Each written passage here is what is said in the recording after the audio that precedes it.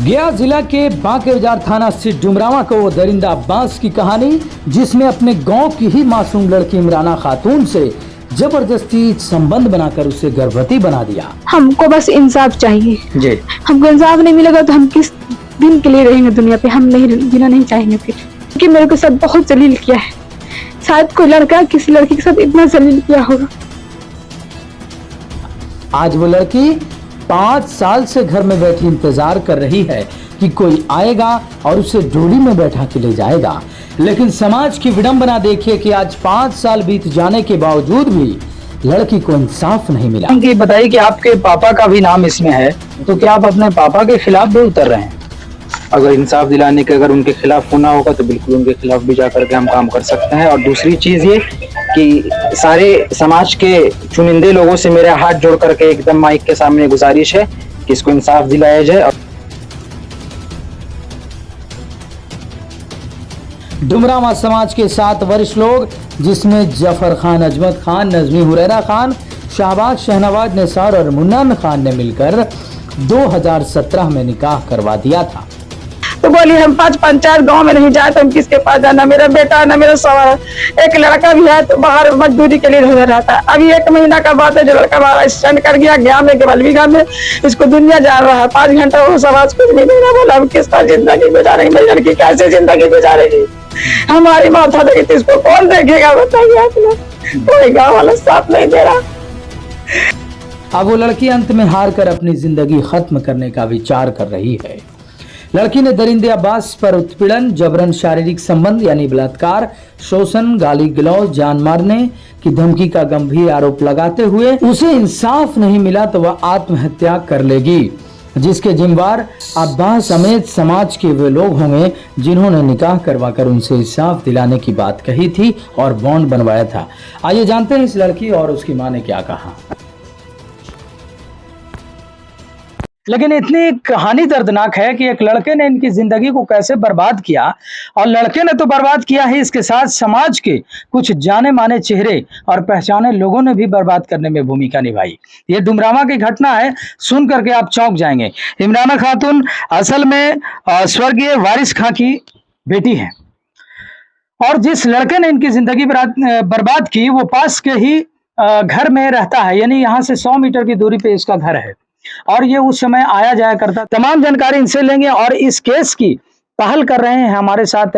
इनका नाम शुभ जाना जाए, जामिया से लॉ कर रहे हैं और एक इनके इंसाफ के लिए पहल कर रहे हैं। आपका क्या नाम? अरफात अली। अरफात अली। इनसे भी बाद में बात करेंगे, लेकिन सबसे पहले इस पीड़िता से बात करते हैं, इमराना खातून से।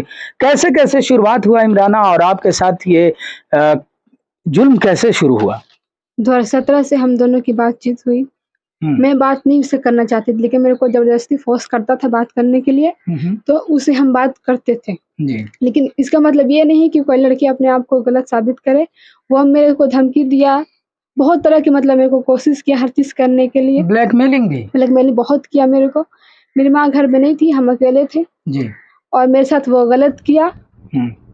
हमारे साथ गलत करने के बाद पूरे समाज में मेरे को नीलाम कर दिया जी। पूरे समाज में रहने लायक नहीं छोड़ा। उसके साथ रहना नहीं चाहती थी? प्यार नहीं करना चाहती? नहीं, वो मेरे को ब्लैकमेल बहुत तो किया। फिर कोई जबरदस्ती तो किसी को नहीं कर सकता? वो मेरे साथ किया क्योंकि घर में कोई नहीं था। अच्छा, तो आपने फिर अगर आपके साथ जबरदस्ती किया, ब्लैकमेल किया, तो आपने ये गार्जियन को क्यों नहीं बताया? वो मेरे को धमकी दिया था क्या कि घर में किसी को बता देगी तुमको जान मार दूंगी। ठीक है, तो वो कैसे कैसे शुरुआत हुआ, यानी कि आपकी माँ घर में थी या कोई नहीं रहता था? कैसे आखिर मिले आप लोग, कैसे मिलते थे? वो आता था, आता ज्यादा था हमेशा, लेकिन वो उस दिन अलग ही मकसद से आया था। अच्छा।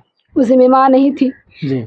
हम बहुत कोशिश किए उसको मना करने का, लेकिन हम नहीं रोक पाए उसको, क्योंकि मेरे को धमकी बहुत दिया, बहुत जलील किया। इसके बाद मेरे को समाज में भी जलील कर दिया, कहीं के लायक नहीं छोड़ा। आप उस समय पढ़ने के लिए स्कूल कॉलेज भी जाती थी? जी, 2017 में हम मैट्रिक के एग्जाम दिए थे। तो क्या रास्ते में भी कोई तरह की बातें होती थी? हाँ, मतलब बोलता था हमसे बात करो, नहीं करोगे तुम कैसे करेंगे वैसे करेंगे, मतलब धमकी उमकी हमको देता रहता था। अच्छा अच्छा।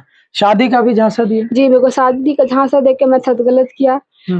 फिर नहीं, शादी नहीं किया, फिर समाज ने पूरा नीलाम कर दिया। तो फिर हम लोग थाना गए, माँ बेटी, वहाँ पे मतलब थाना पे गए, वहाँ तो पुलिस आए 2-3 बार। तो इन लोगों ने डर से निकाह किया, शादी कर लिया। करने के बाद फिर एकदम कोई बात कोई चीज नहीं। 6-7 साल होने वाला है, आज तक कोई बातचीत हमसे नहीं किया। जी। लेकिन कोई आज तक फोन करते तो गाली बकता है, मैसेज करते तो रिप्लाई नहीं करता। समाज के सारे लोगों ने तो मिल करके निकाह आपका करवाया, तो उसके बाद फिर रखना क्यों नहीं चाहता वो? क्योंकि दूसरी लड़की से अफेयर चलता है उसका। क्या उस लड़की के बारे में जानती हैं आपकी, कौन लड़की से करता है? करता है इतना मेरे को पता है कि किसी और से मोहब्बत करता है, किसी और से उसका अफेयर चलता है। वो खुद से बोले कि हम किसी और से शादी करेंगे, तुमको भी रखेंगे उसको भी रखेंगे, और तुमको नहीं रखेंगे तुम हमको तलाक दो। बहुत बार हमको बोला है कि तुम उसको मेरे को डिवोर्स दो।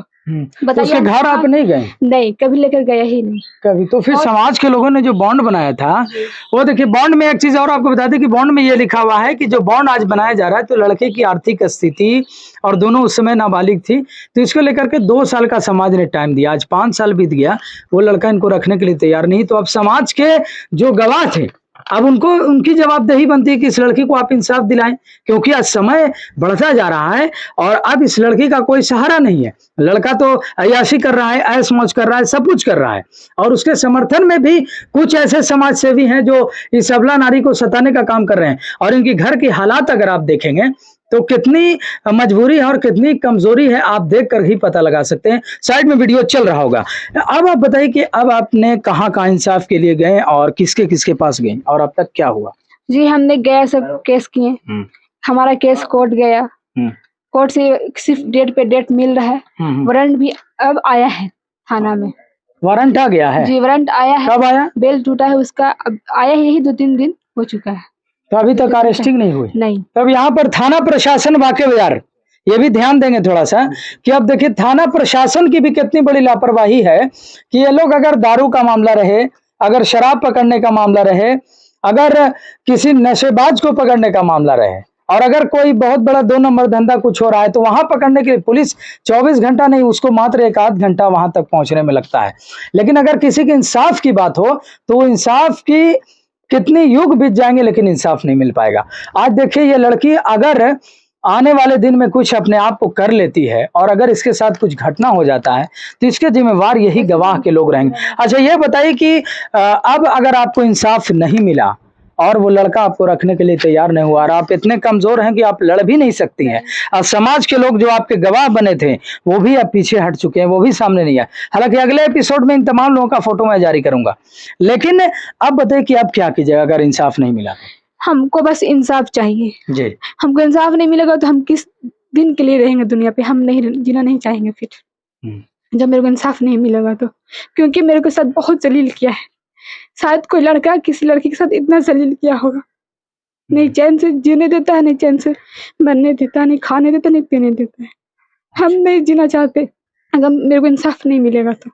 बस हमको इंसाफ चाहिए। तो क्या मर जाना, आत्महत्या कर लेना, ये क्या विकल्प है जिंदगी का? नहीं, तो इंसान क्या करे, लास्ट में हार की जिंदगी से हार के क्या करेगा जब कोई इंसाफ ही नहीं मिलेगा दुनिया पे तो।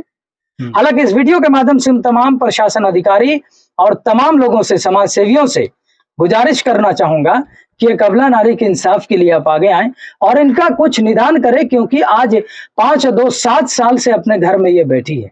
एक लड़की अगर कुंवारे बैठी रह जाती है और अगर वो नहीं जाती है अपने पति के यहाँ, बताइए कि इसका कौन सहारा बनेगा, कैसे अपना जीवन ये गुजारेगी अपने। और उनसे भी हम बात करेंगे, ये इमराना खातून की माँ है, इनसे हम बातचीत करते हैं। अच्छा ये बताइए कि आपकी बेटी के साथ इस तरह की घटना उस लड़के ने किया, आप उस समय कहाँ थी? देखिए, हम गरीब आदमी हैं, बेवा हैं। मेरा बच्चा छोटा था, हम सोचा मेरे स्कूल में काम लगाया गांव के लोग ने। उस समय नाबालिग थी ये? जी, नाबालिग थी। तो हम स्कूल में खाना बनाने जाते थे, वो लड़का ने देख था, हम देखा नहीं, लेकिन इससे पूछा, कुछ मतलब आया तो कि तुम्हारी माँ कहाँ है? तो जान ही रहा था इसकी माँ स्कूल गई है। इसके बीच में इसके साथ दरवाजे पर मतलब आया तो बोले कौन है? तो उसने बोला कि हम अब्बास हैं। तो ऐसे कभी कधारू मतलब कोई टेस्टर फेस्टर लेने के लिए कोई सामान कभी कदर आ जाता था, तो उसने ही लड़की के बहुत जबरदस्ती, लड़की ने बोला, हम बोला ऐसा कहे, वो लड़की बोली तो बोली कि नहीं, हमको ये धमकी दिया अगर तुम कह देगी तो तुम्हारा भी जान मार देंगे और तुमको बचाएगा कौन, और तुम्हारा भाई का भी हम मर्डर कर देंगे। तुमको किसी से कहना मतलब नहीं। हमारी इज्जत को नहीं उछालना। नीलाम किया और कहा कि अगर मेरे साथ नहीं तो रहेगी तो तेरा पता पता हम इज्जत को नीलाम कर देंगे, न तेरे ई लायक का छोड़ेंगे न उघाट के छोड़ेंगे।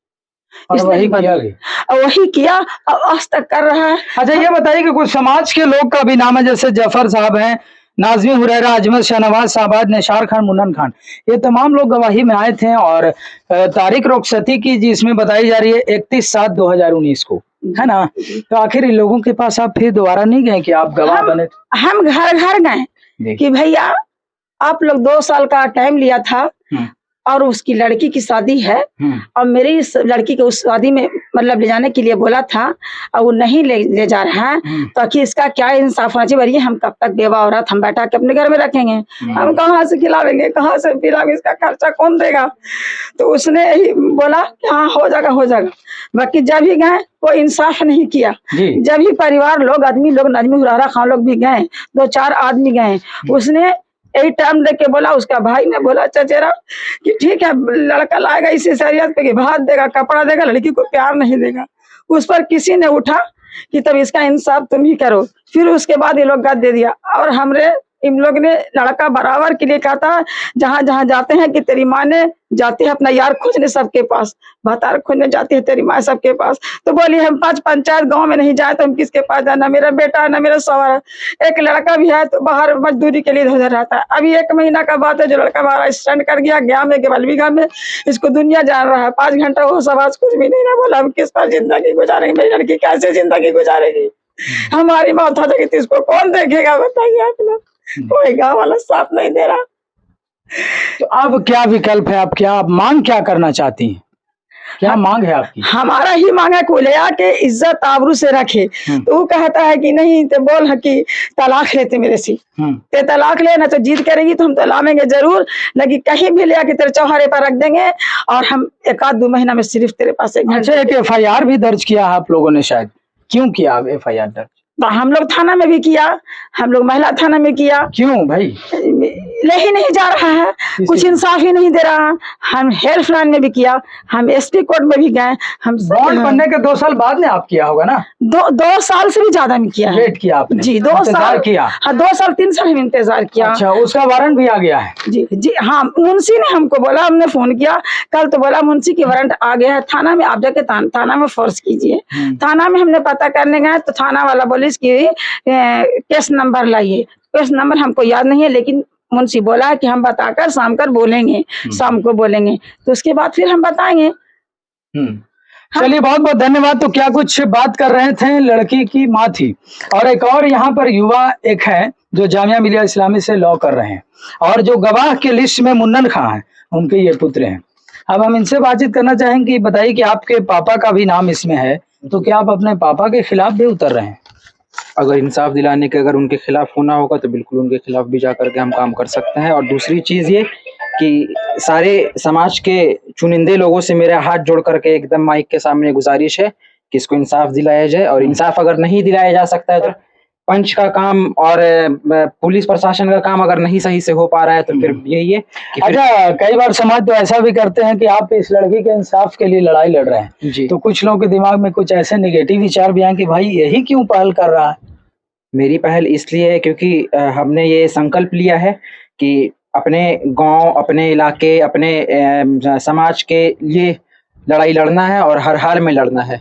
और ये मेरी फूफू इनको मैं बोलता हूँ, तो उस रिश्ते से ये मेरी बहन हुई और अपनी बहन के लिए अब हक की लड़ाई बिल्कुल हम हर हाल में लड़ेंगे और इंशाल्लाह इस लड़ाई में जीत कर ही आएंगे। जी तो क्या कुछ बात कर रहे थे इनसे, ये भी एक अच्छे समाज सेवी के रूप में उभर रहे हैं। हालांकि इनका मकसद इंसाफ दिलाना है तो हम भी इनके साथ हैं। बाद बाकी आप देख रहे थे इस रिपोर्ट को और आगे भी हम अगला एपिसोड भी इस पर लेकर के आएंगे उन तमाम गवाहों के फोटो वीडियो के साथ और भी कुछ बातें जो सच निकल के सामने आएगी। अभी कहानी पूरी नहीं हुई है, आप देखते रहिए। फायर न्यूज़ भारत से SS रिजवी की रिपोर्ट। जय हिंद।